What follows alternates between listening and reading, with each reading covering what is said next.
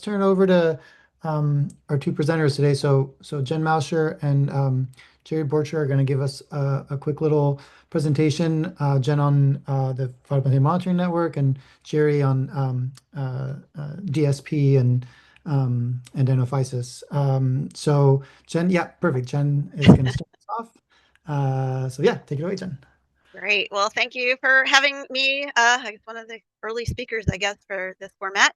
For those of you that don't know me, my name is Jen Maucher, and I am here in Charleston, South Carolina, and I'm a coordinator for NOAA's Phytoplankton Monitoring Network. So I was asked to talk a little bit about our program, our protocols, and how what you find. What does it mean, and how can you communicate that to the communities and even to the larger ahab network as a whole. I always like to start out and remind everyone that these phytoplankton have been around for billions of years. They're usually always present, so we as a group, we're focused on the very small percentage of those that can actually be harmful, and the even smaller percentage of those that can be toxic. So these are really important organisms. They're present, and I'll come back to this point later when we talk about communicating that to your communities and what does it mean. So they're here. Doesn't mean they're all bad, but we do focus on the bad ones. These three in particular. So sorry, let me turn my head to see my slides so I know what I'm talking about. So these are the three big ones for Alaska that you're probably all pretty aware of. So we have Alexandrium here on the left, with the potential for making saxitoxins that can lead to paralytic shellfish poisoning in humans. We have the diatom pseudonychia in the middle there, which can sometimes make domoic acid, which can lead to amnesic shellfish poisoning in humans. And we've got Dinophysis, which can make some congeners. The main one is okadaic acid, which can lead to diuretic shellfish poisoning in humans. And the name of the human health syndrome pretty much tells you what it's going to do to you. With a sort of focusing on DSPs and Dinophysis today, really no explanation I think is needed for diuretic shellfish poisoning and what it's going to do to you. And really, Alaskans have been focused on saxitoxins because that has some of the harshest effects, right? The biggest impacts. It can be and has been fatal in humans. It can have a lot of ecological impacts. But we're kind of starting to look at these other two as also potential areas of concern. And so I'm going to talk about how monitoring phytoplankton can lead to understanding this a bit more. So we kind of have a good handle on saxitoxins and Alexandrium in Alaska, but we really don't have as much of an awareness about DA and DSPs. So kind of using the Southeast Alaska tribes that have been monitoring using PMN monitoring methods initially, right? That's where they started. So they've been monitoring phytoplankton since 2014. 2015 is when that really all kind of started coalescing in Southeast. And they have built their capacity to have the testing lab in Sitka, which is great. So there's a direct link between, though, those early days of just monitoring phytoplankton that ultimately led to that building of capacity. So, and helping us figure out what's happening with these two that we don't know that much about. So I'm going to kind of start, not at the end because the story is still emerging, but I'm going to start with kind of a bigger picture with sort of what's been found there. So I've got permission from Shannon and Todd to share some of these unpublished results. And really between 2020 and 2022, kind of back in the COVID days, the long-term monitoring that's been going on in Southeast has consistently shown the presence of Pseudonychia and the presence of Dinophysis species. Again, they are present. Their mere presence is not necessarily means for alarm, but seeing it consistently over long periods of time made them ask those same questions. Is there a potential risk for toxin production in the presence of these organisms being found at our sites in Southeast? So over the course of 2 years, there was some MRHAB funding available. So the Sitka tribe got shellfish samples from 8 different bivalves across the southeast. And they were able to actually, and we did the extractions here in Charleston, or the testing in here in Charleston with mass spec to look at toxin profiles to see if there were toxins present in these organisms that people could potentially be eating. Um, and so you can see in that chart, there were 521 samples total um, of 8 different species of bivalves. There were clams, there's oyster, scallop, and mussels. And looking at the domoic acid results, there were 187 positives. The maximum value that was detected was 0.57 milligrams per kilogram. The regulatory limit, so when things start to go like we need to start maybe closing shellfish beds or getting communications out that you should not potentially be eating shellfish, is 20. So very low but detectable levels of domoic acid were found. With DSPs, again, 496 samples were tested. A few more positives, though. Again, the vast majority of them were low values, but of those, that's 72% that did have a positive result for DSP toxins. And you can see the 3 that were found here on the left. So okadaic acid, that's the main one that's going to potentially get people sick. And you've got DTX 1 and 2 also detected. What was somewhat interesting to learn was that there were, I believe, 3 values that were over the regulatory limit for DSPs. The highest being 505, and the regulatory limit is 160. So again, the vast majorities were detectable but low, but we did have some few that were over the regulatory limit for those as well. And there haven't been any, and Kathleen, correct me if I'm wrong if something's happened since, but there have not been any reported DSP cases in Alaska. And Jerry's going to speak to Washington State, of course, but finding these concentrations is, you know, another step forward in understanding what's happening in that particular part of Alaska, because that's where we've got this information from. But it started with just monitoring phytoplankton. If they weren't looking and seeing, we see Pseudonychia, we see Dinophysis, and then building that capacity to do the testing, we wouldn't be as far along in the process as we are here. So this is a real big step forward to understanding what's going on in that case specifically Southeast, but Alaska as a whole. So using the phytoplankton monitoring protocols is a really great way to start with monitoring. And you can determine baseline levels of what organisms are present at your sites in your communities. And it's very simple to start. So you're doing a 3-minute net tow with a 20 micron net. We send out supplies to our volunteers. So what you see in the picture there is a 20 micron net. We adapt to your sample area, right? So not everybody has a dock that they can sample from. We've got folks that go out in hip waders and wade off the beach to get their sample.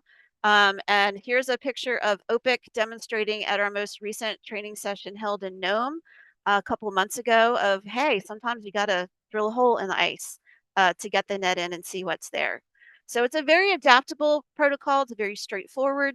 You're measuring the salinity of the water, your air and water temperatures, and then you're taking that water sample that you caught in that net back to a microscope, and someone looks through it to determine which organisms are there and about how many. So we don't do cell counts. That requires a partnered whole water sample, so those can also be collected.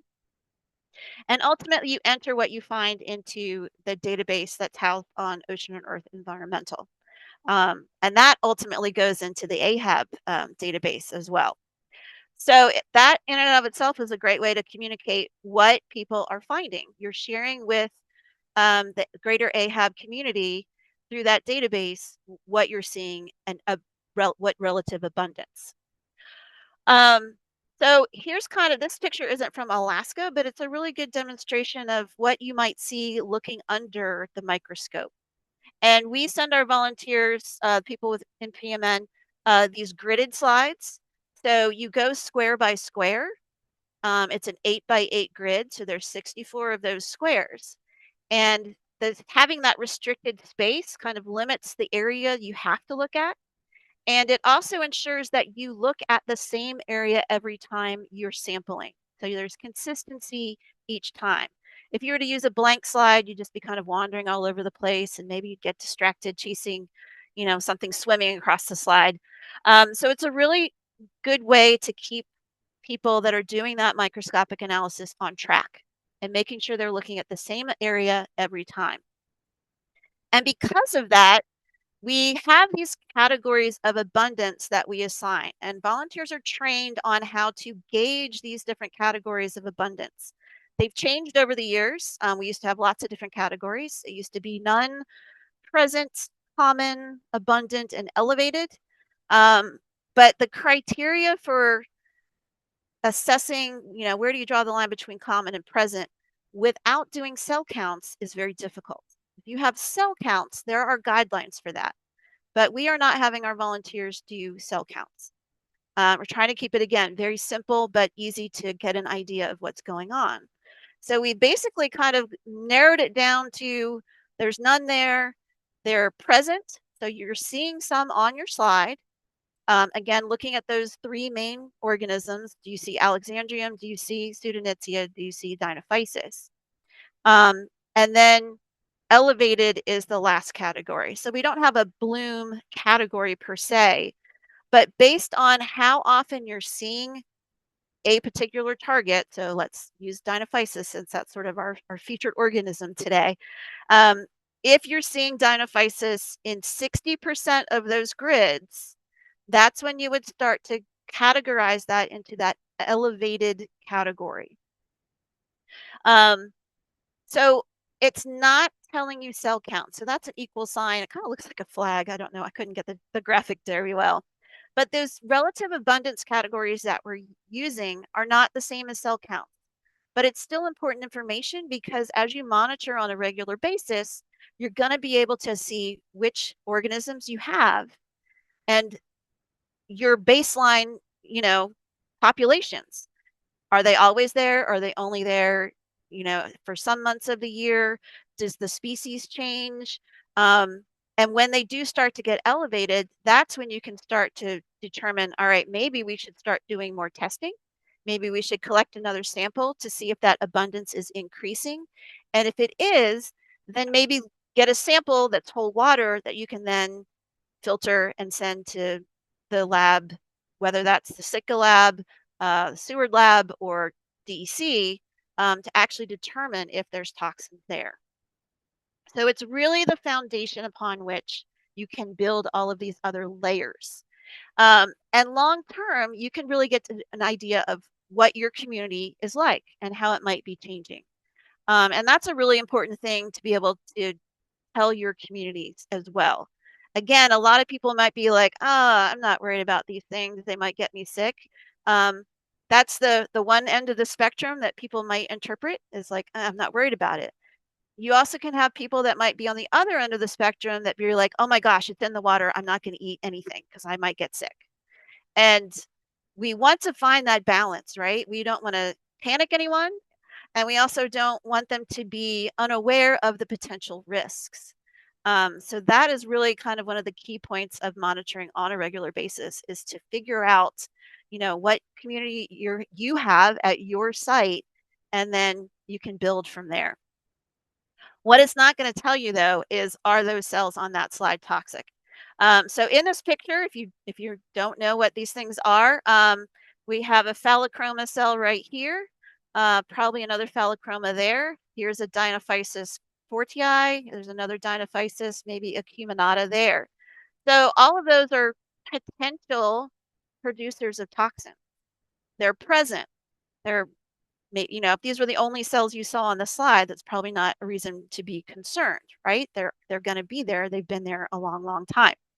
But when you know what they are and you see them elevated, that's when you can start to make better risk assessments, and what might be needed to help keep your community safer.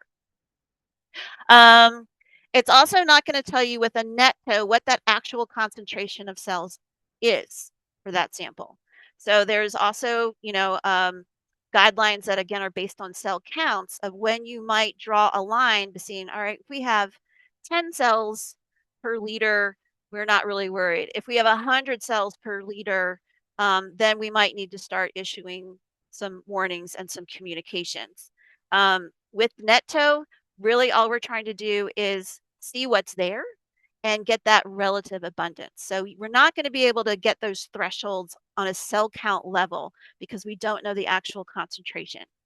If you were to use that whole water sample and you're trained to do cell counts, or you send it to someone that can do cell counts like us or somewhere else, that's when you can start to get to that level of figuring out how many you actually have, what your true concentration is in the water. It's also not going to tell you if your food is safe to consume. It's not going to tell you, yeah, go head out on that beach and dig up those clams. What it can do though is let you know, all right, we've got them higher than it usually is. Maybe some caution is warranted. So really all of that to say the microscopy portion of monitoring is really a foundation. It's a really solid foundation to build upon. When you can add in that toxin testing element, that's when you really can start to make those true management decisions and communications on what to do, so people can make their best decisions on what they're going to do.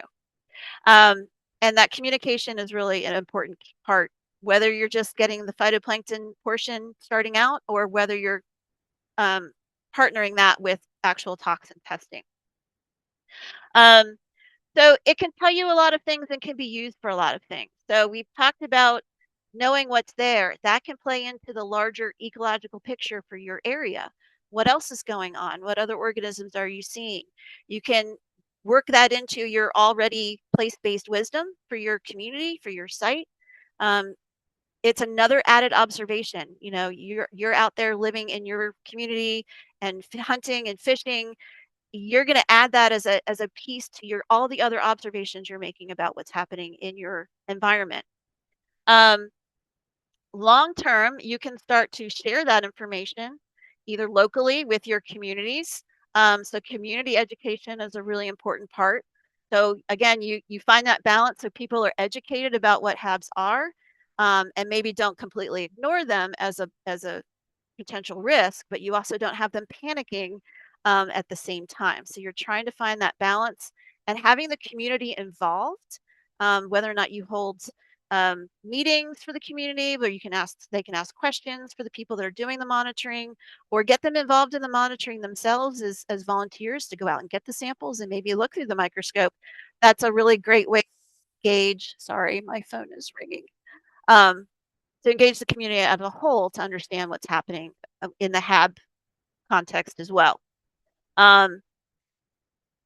Adding in everybody else, what's happening at your site might be useful to other nearby communities, and then building that picture of what's happening in Alaska as a whole as well. Getting that toxin testing capacity is really important for really making those management decisions. Because you really, we as NOAA aren't not a regulatory agency, and people doing PMN aren't. You're not going to tell them, oh yeah, you should shut down that beach. And Jerry's going to speak to how Washington State handles that. But even just monitoring the plankton can play into all of these different arenas. How you communicate can vary. Again, it's personalized to your communities. What works best? Some places it's via radio, town hall meetings, community kiosk where you can post things if you do have that toxin testing ability. The AHAB portal, again, another great resource. If information gets fed into that, you can look and see what's happening in a larger area than just your communities. But that community outreach is really important. And you also have, like CTOR puts out the listservs of all the sites and Southeast and what their toxin testing results are. So that's it. I hope I kind of addressed some of those questions. I did want to kind of give a little shout out to that recent gnome workshop that was held. Emma was instrumental in getting that off the ground. I know Evie was there as well. So really glad that happened. Really glad that Andrew Schuler, our colleague, was able to go out and attend that in person. And then I guess this is an older photo of us at a similar thing in Seward. So that's all I have. Excellent. Great. Thanks, Jen. Any burning questions for Jen? Otherwise, we'll move to Jerry and we can do one kind of discussion period right after Jerry's done for both presentations. But okay, thanks, Jen. Yeah, Jerry, go for it. Hello, everybody. Good seeing a lot of familiar names out there. Jen, great to see you and give your excellent talks. Let me know if you see my presentation on your end. I think we will here in 1 second. Yeah, wait for it to get through the electronic universe. Yep, we see your screen. We do see the set of slides on the side, but I had to go from the beginning, but let me see if I can get that one up. I'm gonna I can't get it to show without the slides on the side for some yeah, reason. that's okay. I think We'll we go can with this. find All enough. right, Yeah. just like Jen, my presentation's to the left, so I'll be kind of looking at that. But so I'm Department of Health Biotoxins, Washington State. Been playing with DSP now for since 2010. Just kind of get the backdrop on that. Jen did a great job talking about these cells, how to identify them. There's a mix of dinophysis out here, and I'm only going to be talking about dinophysis and DSP toxin production here in Washington State. Symptoms of this it varies to people depending on how much they've consumed and their exposure to this toxin. But for most people, it's 2 hours, 2 to 4 hours after they've had shellfish, whether it's been frozen, cooked, or whatever. It's heat stable. And it could be very mild, just something mild like my stomach's a little uncomfortable for a few hours and it could go away. That could be a DSP case. Or it could be severe, like we had an official case here in 2011 where a family of four, three of them were eating mussels and had vomiting and diarrhea, as they described, on steroids, sitting on a toilet with a bucket in their lap, and they were sick for a couple of days. So it can be really severe in a bad case scenario. But there's also some potential health concern that this toxin, even at low levels, chronic exposure could lead to a potential increase in tumors in the GI tract. So how do we come to where we're at now in Washington? It's kind of like what I was asked to provide here. So our neighbors to the north, BC, they've been monitoring for DSP before we started looking really at it. And there's a trade going to EU, and they really like to see DSP monitoring of shellfish tissues before you can export. And we didn't really have any illnesses here in Washington State. We saw dinophysis a lot, and there was a lot of questions. And occasionally we would get these unexplained illnesses here in Washington State. Most of them were from recreational harvesters harvesting shellfish that they said they cooked. And within 2 hours, they had symptoms, 1 to 2 hours for a lot of these people that were kind of like DSP, mild cramping in the stomach, and maybe a little nausea feeling, and it went away after a few hours. In fact, one person said they had it, butter clams that they knew they cooked properly, and had it a couple of days later because they couldn't think it was the soup they made, clam chowder, and they got it again. So but these were unexplained. Now, we don't know for sure if they were DSP, but boy, it sure did sound like it. So we had these questions.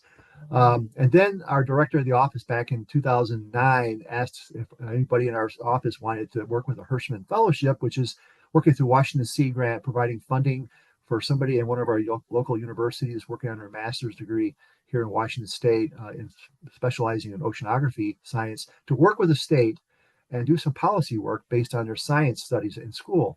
And I immediately rose my hands. I want the first fellow, and because I was curious about DSP. And what we worked on this project for the first year in 2010 was looking all throughout Washington State, looking at all the phytoplankton monitoring that's going on, both in Puget Sound and on the coast and coastal bays, seeing where we see documenting that, and using the European Union as a model where they go by emergency closures in some cases with cell counts, like around 3,000 cells per liter of dinophysis, they can do an emergency closure.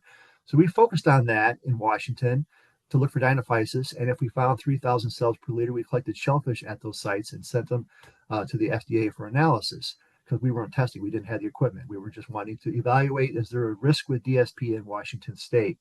And this fellowship was highly valuable to help us understand this.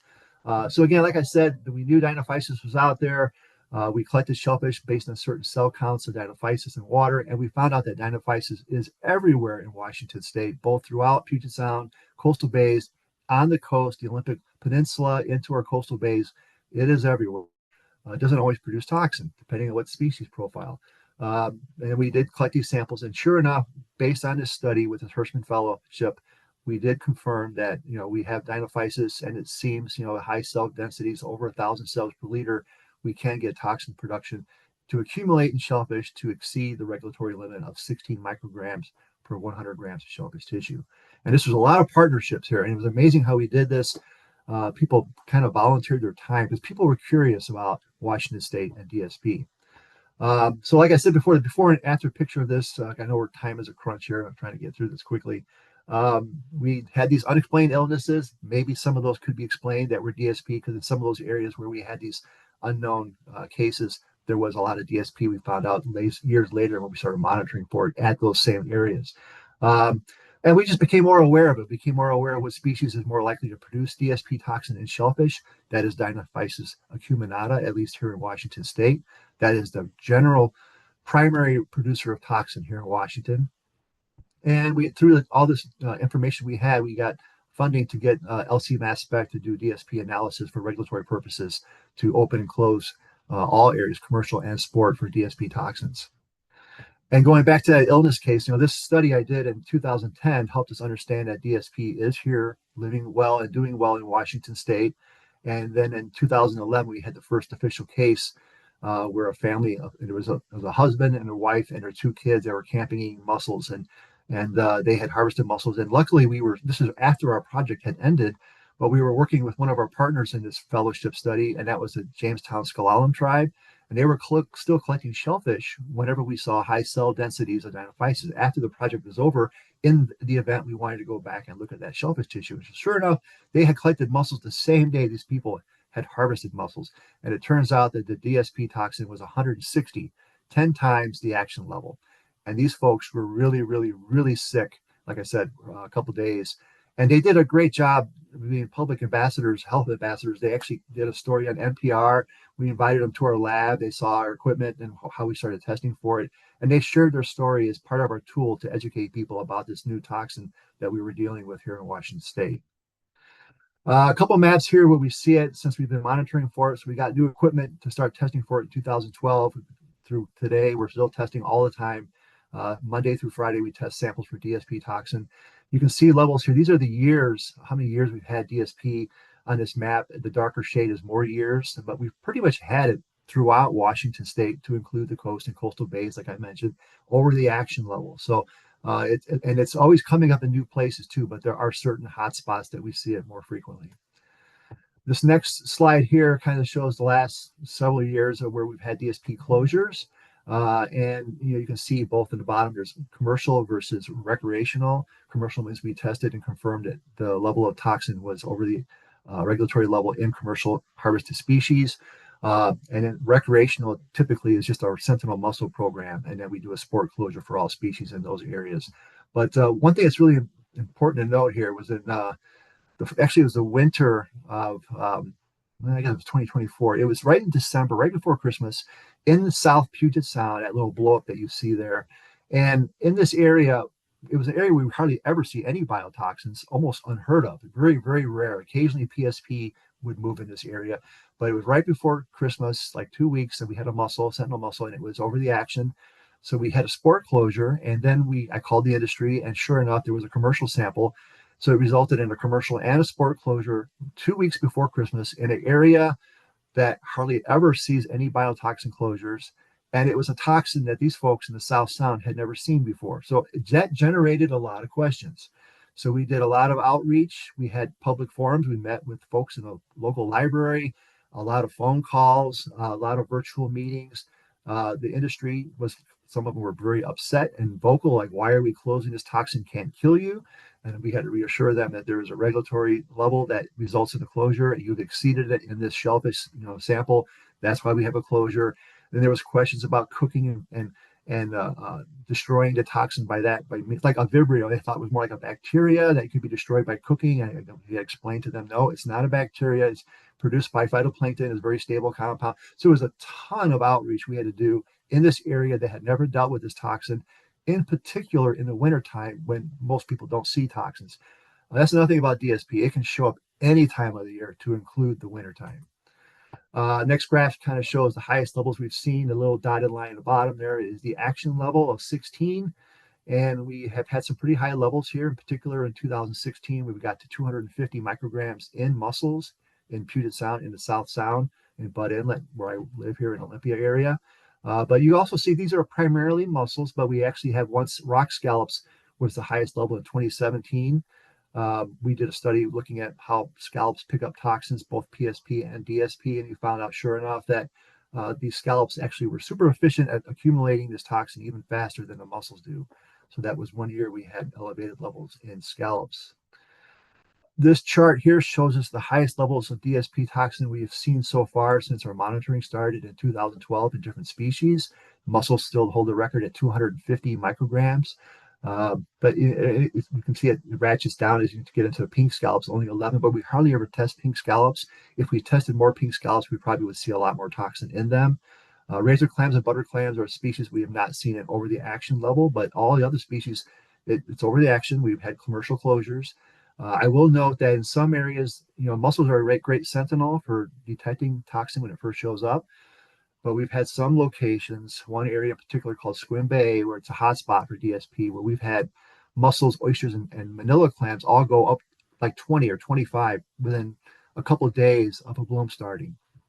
So they can ramp up really quickly, timing of the year, and in all species. And like I also mentioned, rock scallops, it can be even higher in. Let's see here. And then this other slide, seasonality of it, typically June through October, but then we kind of get a surge in November that can lead into December and January, actually levels increasing in January and December and January from no toxin to start showing up to 6, 10, and then 17 or 18 in mussels. So we've had a lot of record closures in the wintertime for DSP. That's all I'm going to mention for that slide, but I will say that just even 2 weeks ago, when I was asked to join in this conversation, I'm glad you reached this, really happy to be part of it. We had a new commercial closure here in Washington State. It's been a very quiet year on paralytic shellfish poison, very little until now. We're starting to see it flare up. But our first closure this year in Washington State was due to diuretic shellfish poison in Squim Bay. And it was 2 weeks ago. We just lifted the closure yesterday. Or like 3 weeks ago. We had a couple of good samples that were below the action level a week apart. But and it worked out really well because one of our partners, we work with so many people, the industry, the tribes, the local health, to get us these samples. And the tribe, in this case, the Jamestown Sklallam tribe, which is commercially licensed to sell this product from Squim Bay, saw an increase in Dinophysis. And I asked them what species, and they said mostly it was acuminata. So, and they first saw low levels. We saw a little bit of a spike in some samples. They started sending in their shellfish samples that they commercially harvest weekly. And then they saw a dramatic drop when it went over 1,000 cells per liter, Dinophysis, primarily Dinophysis acuminata. And they said, what should we do? I said, well, because it takes 24 hours. We get a sample in by like on Monday by noon. We'll get results the next day because they run those overnight to screen them on our instrument. And so they did a precautionary closure. They didn't, it wasn't an official closure. They just stopped selling the product, waiting for the results the next day, knowing that they are prone to quick jump ups in toxin at this area. And sure enough, the next morning, their oysters came back, I think, at 21 or 22 micrograms over the action level. So that was a commercial closure. There was no recall because they knew they were doing phytoplankton monitoring. I had reached out to all the other industry to include the non-tribal industry in Squim Bay, and there was some harvesting going on, but they all stopped because they heard about this new bloom that was kicking in, primarily being Dinophysis acuminata, which seems to be the biggest toxin producer. So it was a good case scenario where we worked with partners. We had a closure. There was no recall because they volunteered to stop harvesting, waiting the results that would come the next day when I assured them the lab would have them the next morning, like around 9 o'clock in the morning. And then actually a couple of days later, another bay had Discovery Bay had elevated DSP toxin, but only in mussels. I had contacted all the growers, and all the clams and oysters that we got were below the action. I think we got to 10 in oysters in this other bay. So it was just a sport closure. So Swim Bay, Washington, a couple weeks ago, we had a commercial and sport closure. A couple of days later, Discovery Bay, it was just a sport closure, and now those levels are dropping. Phytoplankton monitoring is such a big deal for DSP. When you see those cell counts increase rapidly, it's especially if it's Dinophysis acumeni, we're likely to exceed the action level pretty quickly in all species of shellfish. And that's kind of how we do things. I'll also finally mention here, I did have another Hirschman Fellowship after our illnesses back in 2011, and the role of that person for 1 year was to do communication outreach. They created a bunch of presentations of what DSP toxin was, what the symptoms were, what we knew so far about it here in Washington, where blooms occur, and there was not much we knew at that time, but they did a good job of putting this information together. And I had them meet with all the shellfish industry in different regions of Washington State, with all the different tribes, poison control, local health, hospitals. They spent a year doing outreach to educate people that there was a new toxin in town, and this is what it is, and this is how we're going to monitor for it. But again, that was in 2012 when I had that fellow. So there's a lot of communication needed to do this kind of work, and it goes a long way. The more information you get, people are hungry for that. And a lot of industry, in particular these areas that are hot spots, they're very familiar with DSP. They get really concerned when they get those alerts that Dinophysis is showing up and the cells are rapidly increasing. In many cases, in most cases, a lot of the industry would just stop selling, waiting for that result to show if it was open or closed. So that's what I have, and I'll look forward to any questions you have. Awesome. Great. Thanks, Jerry. This is so interesting to hear what's going on in Washington State. And yeah, both you and Jen are it's great to have you as resources as for up here in Alaska. Any questions for Jerry? I have a quick one as people are thinking about it, or feel free to put it in the chat or just raise your hand. But so it sounds like from what you said that, and this is always a difficult question, but basically my question is the prevalence of Dinophysis and DSP increasing, which is hard to know because you may not have a very long time series beforehand. But in your opinion, are you seeing this becoming more and more of a problem? Was it not so much a problem before? Maybe Dinophysis was there, but it wasn't as toxic. Or what are your thoughts in terms of like the progression of this over the last couple of decades? That's a really good question. And like you pointed out, we don't have a whole lot of information prior to our illness that we had in 2011 or prior to the first study I did in 2010, other than there was some phytoplankton monitoring going on to include on our coast. We have two different groups that do this. Sound Toxins focuses on Puget Sound, and ORHAB, the Olympic Region Harmful Bloom Group, does it phytoplankton monitoring on our coast. They saw Dinophysis, but we didn't really get illnesses associated with it, unless, of course, there were these random unexplained cases, and they were typically very mild cases. So that's what really drove me to look at this and investigate to see if we did have a problem. Whether it's changing, some years are worse than others for any of these blooms, which is why we just monitor all the time. It's what we do to prevent people from getting sick. And yeah, and even like the South Sound event, people were asking why the South Sound, what that happened a couple of years ago in the wintertime. We have a hot spot here near Olympia, and I think what we had was a big storm that came in out of the southwest and just blew a big bloom that was growing in December in Butt Inlet, which is closed. It's very polluted, unfortunately, and it blew a bloom out throughout the whole South Sound. The whole sound became toxic. I think that's what happened based on the wind currents and that storm that came in. But those are the kind of questions we have.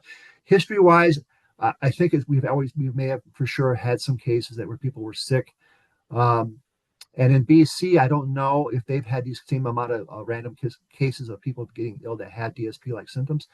And maybe now they can explain that with proper testing that they do a good job. They test a lot of shellfish up there.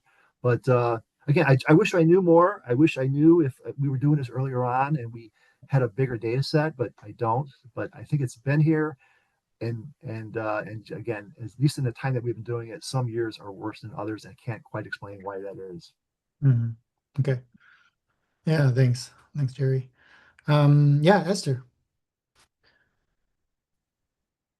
Hi, Jerry. Great to see you again. I was just curious. I feel like 5 years ago when I was last in the game, there was a lot of talk about DSP as a tumor promoter. Has that kind of or sort of chronic exposure to DSP toxins being a problem? Has that kind of been resolved? Is that still a concern? Like, what's the news on the sort of long-term chronic exposures? That's another good question. And good seeing you. Gosh, it's been so long. It's just your smiling face. It's great. Um, so that part of the equation is still an unknown. I have asked our partners at the FDA, and they say there's still people looking at, in particular in Europe. I know years ago when I had a major audit here in Washington State with the European Union came in, and that was part of the reasons why they allowed trade to come from Washington State. They saw our program, our growing area, how we classify water quality and all that. They were really impressed with what we did years ago. But that question came up then too, and about DSP and cancer, the cancer link. And but where it's at right now, I don't know. Time wise and resources on my end, I don't have the ability to pursue that further. I've mentioned it to a lot of our state epidemiologists and other partners that here's a cool project if you want to look into. Uh, but so far, nobody's really bid on that. So I want to know more. If I had another Hirschman Fellow, I probably would have them investigate that just to kind of see what the rest of the world is doing with this, where we're at with it right now. But I offhand do not know at this time. Thank you. Awesome. Any other questions?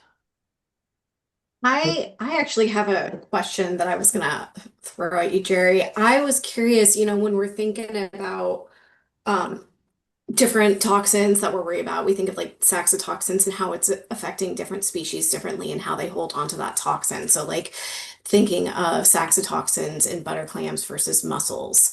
How are you seeing that with Okadaic? Yeah, with DSP? Are Well, different species holding it for different amounts of time? If you are like, no, that's another good question. I love these questions. So depuration rates of DSP toxins in shellfish. It's seasonal, of course. When we get these late season blooms, which we're seeing more of, like October, November, when the water's cooling down, the rate of depuration is much slower, and it's upsetting to a lot of the industry and tribes. Like, hey, this area is closed, and it's staying closed for maybe a month or two or three because it's winter time, and a lot of folks never really equate that because it's just climate, it's the winter time, it's the season. Their last meal, water's colder, their metabolism slow down. I don't see the same thing like that with butter clams or PSP, for example. But one thing that does is slow to depurate for what we've seen and with limited data, but we have enough to say it with some confidence is scallops. When scallops pick up DSP toxin, they depurate it much slower than all other shellfish species. The mussels, oysters, and steamer clams, little necks, manillas, including razor clams, even though they've been at much lower levels, seem to drop off quite quickly when the bloom is over. But scallops can retain it sometimes for months, even in the summertime when the water's warm, there's a lot of food available. So scallops not only retain DSP, they retain PSP much longer than other shellfish species. Interesting. Yeah, that's really interesting. Um, cool. Jen, I had one quick question for you, which was, has anybody tried putting IFCB images into PMN or somehow like using that as a a supplement to what's on PMN? Good ask. So I actually have a Hall Scholar this summer, and that's Oh, exactly we can't hear you super well, Jen. Sorry. my go with. Is that better? I lost Yeah, my microphone. Sorry, better, I yeah. flipped it up. I actually have a Hauling Scholar this summer, and that's pretty much exactly what she's working on. Is she's looking at the speciation of Dinophysis along the West Coast, in California, and NCCOS is one of her sites that she's looking at. Right now, we've got she's on the Planktoscope, but we also have some IFCB data, so that's going to be the next step. She's the next instrument. She's going to try and get into ecotaxa and figure that out. So yeah, it's Awesome. actually happening right now. No, that's great because I think, we'll be producing a lot of IFCB images, way too much, and we can kind of manually go through. But if there is a way of feeding that into PMN in some way, I think that could be really valuable retrospectively for people. Yeah, we should talk. Yeah. Okay. Cool. Awesome. Well, any other questions for Jerry or Jen? We'll put up the recordings of this on the AHAB website, and I'm sure that if you have any questions or want to learn more about something, you can reach out to Jerry and Jen. So thank you so much for presenting. Feel free to stay on. We'll be on for another about 25 minutes for the rest of this AHAB meeting.